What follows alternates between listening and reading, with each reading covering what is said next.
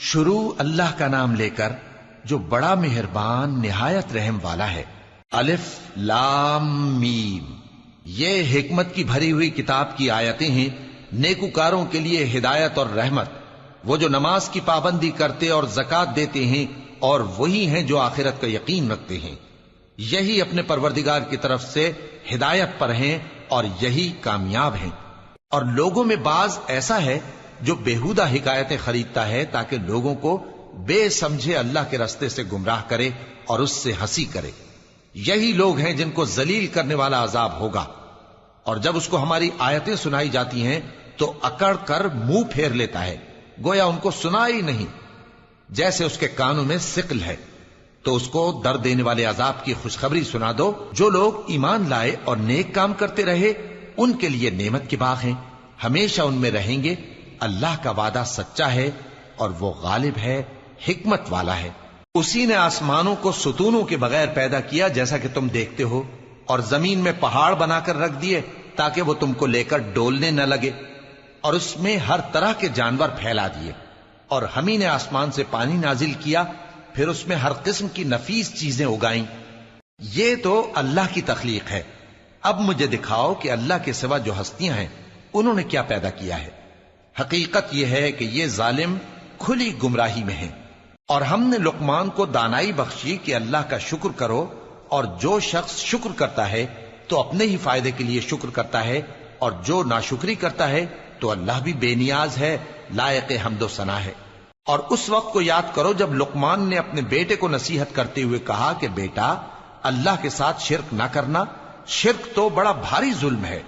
اور ہم نے انسان کو، جسے اس کی ماں تکلیف پر تکلیف سہ کر پیٹ میں اٹھائے رکھتی ہے، پھر اس کو دودھ پلاتی ہے، اور آخر کار 2 برس میں اس کا دودھ چھڑانا ہوتا ہے، میں نے تاکید کی ہے کہ میرا بھی شکر کرتا رہے اور اپنے ماں باپ کا بھی، کہ تم کو میری ہی طرف لوٹ کر آنا ہے۔ اور اگر وہ دونوں تجھ پر زور ڈالیں کہ تو میرے ساتھ کسی ایسی چیز کو شریک کرے جس کا تجھے کچھ بھی علم نہیں، تو ان کا کہا نہ ماننا۔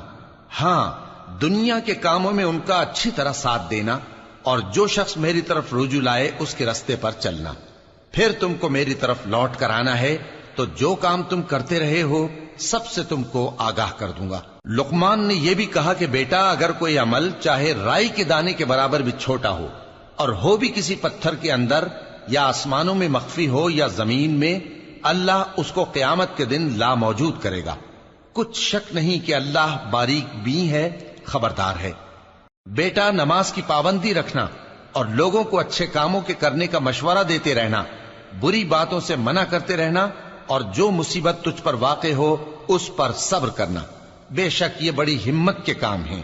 اور تکبر کرتے ہوئے لوگوں کے سامنے گال نہ پھلانا اور زمین میں اکڑ کر نہ چلنا، اس لیے کہ اللہ کسی اترانے والے شیخی خورے کو پسند نہیں کرتا۔ اور اپنی چال میں اعتدال کیے رہنا، اور بولتے وقت ذرا آواز نیچی رکھنا، کیونکہ بہت اونچی آواز گدھوں کی سی ہے، اور کچھ شک نہیں کہ سب سے بری آواز گدھوں کی ہوتی ہے۔ کیا تم نے نہیں دیکھا کہ جو کچھ آسمانوں میں اور جو کچھ زمین میں ہے سب کو اللہ نے تمہارے قابو میں کر دیا ہے، اور تم پر اپنی ظاہری اور باطنی نعمتیں پوری کر دی ہیں۔ اور بعض لوگ ایسے ہیں کہ اللہ کے بارے میں جھگڑتے ہیں، نہ علم رکھتے ہیں اور نہ ہدایت اور نہ کتاب روشن۔ اور جب ان سے کہا جاتا ہے کہ جو کتاب اللہ نے نازل فرمائی ہے اس کی پیروی کرو، تو کہتے ہیں کہ ہم تو اسی کی پیروی کریں گے جس پر ہم نے اپنے باپ دادوں کو پایا۔ بھلا اگرچہ شیطان ان کو دوزخ کے عذاب کی طرف بلاتا ہو تب بھی۔ اور جو شخص اپنے آپ کو اللہ کا فرما بردار کر دے اور نیکوکار بھی ہو تو اس نے مضبوط کڑا تھام لیا، اور سب کاموں کا انجام اللہ ہی کی طرف ہے۔ اور جو کفر کرے تو اس کا کفر تمہیں غمناک نہ کر دے۔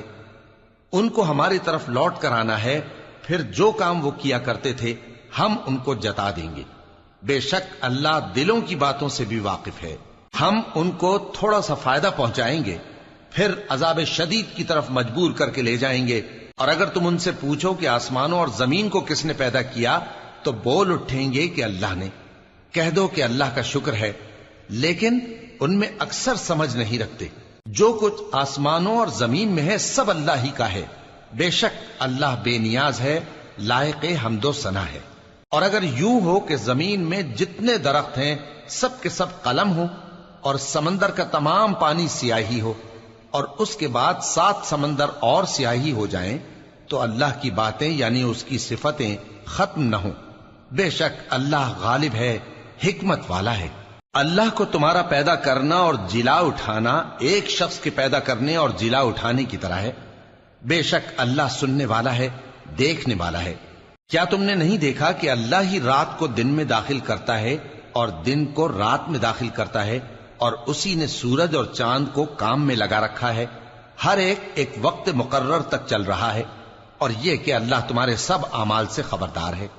یہ اس لیے کہ اللہ کی ذات ہی برحق ہے، اور جس کو یہ لوگ اللہ کے سوا پکارتے ہیں وہ سب باطل ہے، اور یہ کہ اللہ ہی عالی رتبہ ہے، گرامی قدر ہے۔ کیا تم نے نہیں دیکھا کہ اللہ ہی کی مہربانی سے کشتیاں سمندر میں چلتی ہیں تاکہ وہ تم کو اپنی کچھ نشانیاں دکھائے؟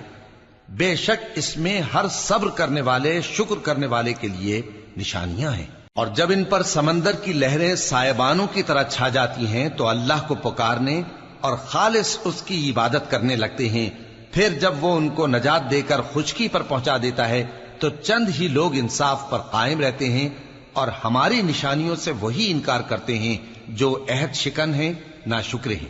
لوگو اپنے پروردگار سے ڈرو اور اس دن کا خوف کرو کہ نہ تو باپ اپنے بیٹے کے کچھ کام آئے اور نہ بیٹا باپ کے کچھ کام آ سکے۔